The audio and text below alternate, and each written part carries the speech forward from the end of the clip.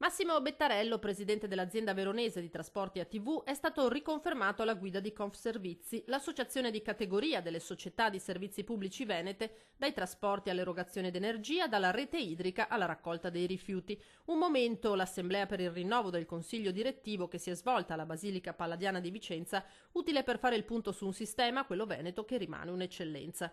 È una fotografia molto interessante, molto virtuosa. Virtuosa perché? Perché le società in Veneto pubbliche continuano a diminuire perché grazie anche alle attività svolte da associazioni come la nostra si sta andando verso una fase di continue fusioni e aggregazioni. Crediamo che quello sia il modello per dare migliori servizi a minor costo. Io ricordo che le tariffe venete sono tra le più basse d'Italia, tra le più basse dell'Europa occidentale. E questo malgrado dallo Stato arrivi ben poco in termini di contributi, i servizi offerti sono buoni e i bilanci inutili. Rappresentiamo circa 130 società. Ricordo che fino a 10 anni fa queste società in Veneto erano 400, quindi vuol dire che insomma, di strada ne abbiamo fatta e che gli enti locali veneti sono stati virtuosi anche in questo.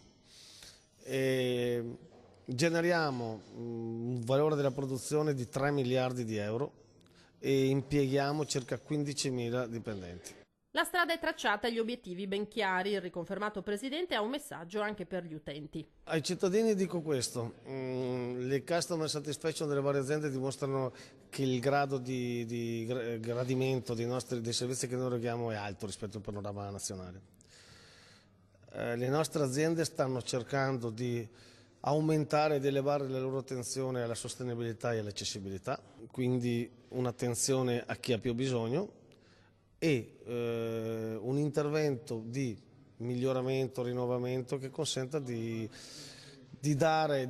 consentire ai nostri concittadini di fruire di servizi migliori.